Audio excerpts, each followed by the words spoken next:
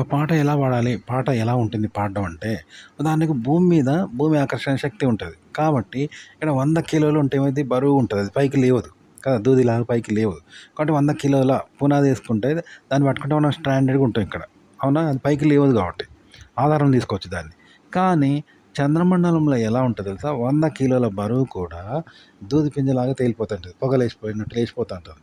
అయితే ఇక్కడోడు తెలవక చంద్రమండలం పోయి ఏం చేసిండు 100 కిలోల బరువున్నది కదా అని దాన్ని పట్టుకున్నాడు. ఆధారం చేసుకున్నాడు. పట్టుకున్నాడు.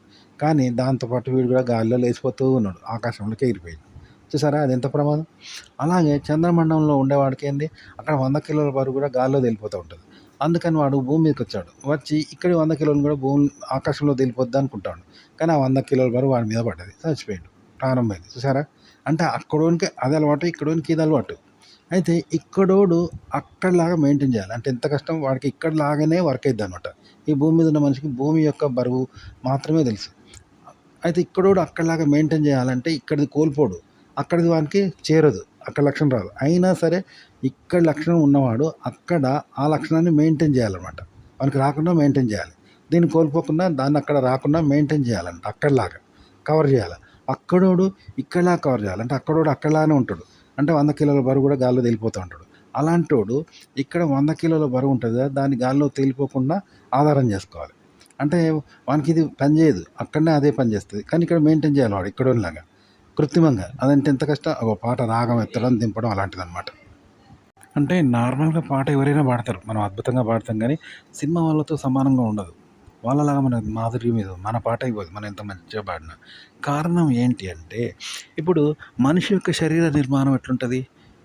ప్రతి మనిషికి అలాగే ఉంటది. గొంతైనా, మనసైనా, మాటైనా, పాటైనా అలాగే ఉంటది. దాని ప్రకారమే మనం పాడుతా ఉంటాం. కానీ సింగర్స్ అలా కాదు. మనిషి యొక్క శరీర నిర్మాణానికి, గమనానికి అతీతంగా పాడతారు.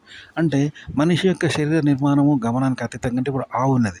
ఆవు నడక గానీ, దాని కదలిక గానీ, దాని జీన్స్ వేరే ఉంటది.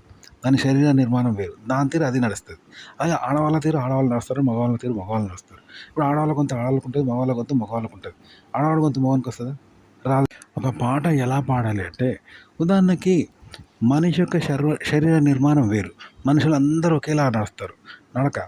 కానీ ఇప్పుడు ఆవు ఉన్నది. ఆవు, బర్రె వాటి నడక నిర్మాణం వేరుంటది. వాటి శరీర నిర్మాణం తగ్గట్టు అవి నడుస్తాయి. నడుస్తాయి అనడం కన్నా అవి నడవబడతాయి అన్నమాట. మనిషి కూడా అలా నడవబడుతూ ఉంటాడు. అలాగే ఆడవారి నడక వేరే ఉంటది. మగవారి నడక వేరే ఉంటది. చూసారా? అది శరీర నిర్మాణం అనేది దేవుడిచ్చాడనమాట. వాటిని అనుగుణంగా అవి నడుస్తాయి. మన అనుగుణంగా మనం నడుస్తాం. కానీ మనిషి ఆవులాగా నడవాలన్నమాట.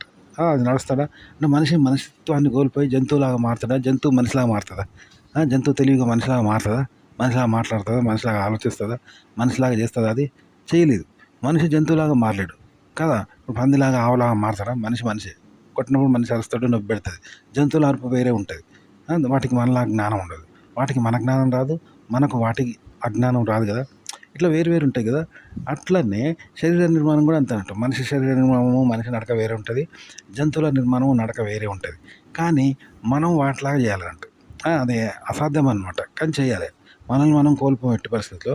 కానీ అది మనల్ని కోల్పోతే జంతువు నిర్మాణం మనకొస్తే ఎలా వస్తుంటుందో, జెన్యూన్‌గా మనం చేయకుండా జెన్యూన్‌గా వస్తే ఎలా ఉంటదో అలా పాట పాడతారనమాట. మన గమనానికి అతీతంగా ఉంటది పాట. అలా పాడాలన్నమాట పాట. ఇంకా అర్థమయ్యేలా చెప్పాలంటే, ఉదాహరణకి అయస్కాంతం ఉంది. అయస్కాంతం ఇనుమును ఆకర్షించే శక్తి ఉంటది. ఆ ఇనుము అయస్కాంతానికి దగ్గరయ్యే శక్తి ఉంటుంది.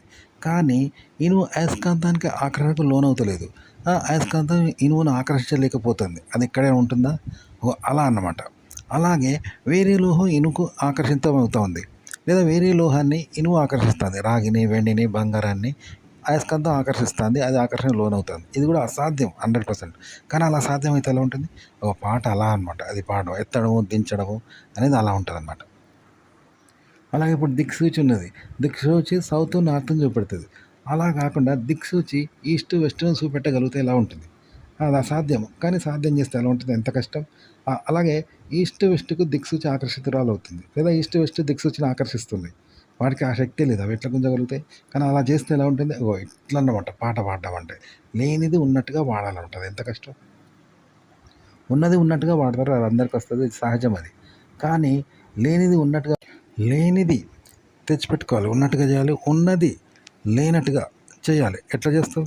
అంటే లేనిది తెచ్చిపెట్టుకోవాలి. అయస్కాంతము వేరే లోహాన్ని ఆకర్షించాలంటే ఎంత కష్టం, అది అసాధ్యం. అలాగే అయస్కాంతం ఇనువును ఆకర్షించొద్దు, ఇనుము అయస్కాంతానికి ఆకర్షణకు లోను కాదు, ఇది అసాధ్యం. ఎందుకంటే వాటికి అతీతంగా జరుగుతుంది. కానీ అలా అవి జరగకుండా చేయగలిగితే ఎంత కష్టం. అట్లాంటివి సాధ్యమైనవి అసాధ్యం చేయాలి, అసాధ్యమైనవి సాధ్యం చేయాలి. అంటే ఎంత కష్టం, అవి కృత్రిమంగా చేయాలి మనం. అట్లా ఒక పాట అలాంటిదనమాట. కాబట్టి పాట పాడడం అంటే ఒక గదిలో, ఒక పెద్ద ఇంట్లో ఎలకని పట్టడం అంటే కష్టం. ఒక ఎలకని మనిషి పడతాడా, పట్టలేడు. మనిషికి ఎలక దొరకదు, ఎన్నటికీ దొరకదు కదా. ఎంత కష్టం ఒక ఎలకని మనిషి పడతాడా, ఒకే మనిషి పట్టాలి ఎలకను, పట్టలేడు. కానీ ఎలకను పిల్లి పడుతుంది, పిల్లికి దొరుకుతుంది అది. ఎందుకంటే పిల్లి పట్టగలుగుతుంది కాబట్టి దొరకగలుగుతుంది. కానీ మనిషి పట్టాడు, మనిషి దొరకదు, అది అసాధ్యం. ఎందుకంటే మనిషి గమనం వేరు, ఎలక ఎలక గమనం వేరు కదా. దాని తీరు మనది వేరు ఉంటుంది. కాబట్టి దాన్ని దొరకబట్టలేం కదా. ఓ మనిషి పాట పాడడం అలాంటిది అనమాట. పాట అనేది ఎలక లాంటిది. మనం పాడాలంటే ఎలకను పట్టేంత కష్టం అనమాట.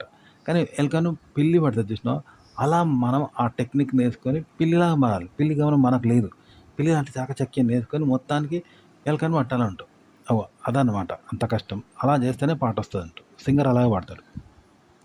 పాట ఎలా పాడాలంటే మరో ఉదాహరణ చెప్తాను. ఒక వస్తువు భూమి మీద, భూమి ఆకర్షణ శక్తికి లోనవుతుంది ఏదైనా. కానీ ఒక వస్తువు భూమి ఆకర్షణ శక్తికి లోను కాలేకపోతుంది, కాకుండా ఉంటుంది. అలాగే ఒక వస్తువును భూమి ఆకర్షణ శక్తికి లోను చేసుకోలేకపోతుంది. దాని మీద దాని ప్రభావం, భూమి ప్రభావం పడలేకపోతుంది. అలాగే ఆ వస్తువు కూడా భూమి ఆకర్షణ శక్తిని పొందలేకపోతుంది అనుకో. అప్పుడు అది ఎలా ఉంటుందంటే అంతరిక్షంలో వస్తువులా ఉంటుంది. అంతరిక్షంలో భూమి ఆకర్షణ శక్తి ఉండదు అక్కడ. అక్కడ మనిషి లోను కాడు భూమి ఆకర్షణ శక్తికి. ఆడ ఉండదు కాబట్టి మనిషి గాల్లో తేలిపోతూ ఉంటాడు పైకి దూదిపింజలాగా. అలా ఇప్పుడు భూమి మీద ఒక వస్తువు అలా తేలిపోతుంది. ఎందుకంటే భూమి ఆకర్షణ శక్తికి లోన్ అయితే లేదు. భూమి ఆకర్షణ శక్తి దాన్ని లోన్ చేసుకోగలుగుతలేదు. అప్పుడు అది ఇండిపెండెంట్‌గా పైకి లేచిపోతూ ఉంటుంది అన్నట్టు, దూదిపింజలాగా. చూసినావా అట్లా అన్నట్టు పాట అనేది అలాంటిదంట. అలా పాడాలి. మనము అనేది భూమి అయితే పాట అనేది వస్తువు లాంటిదనమాట. అలా పాడాలి.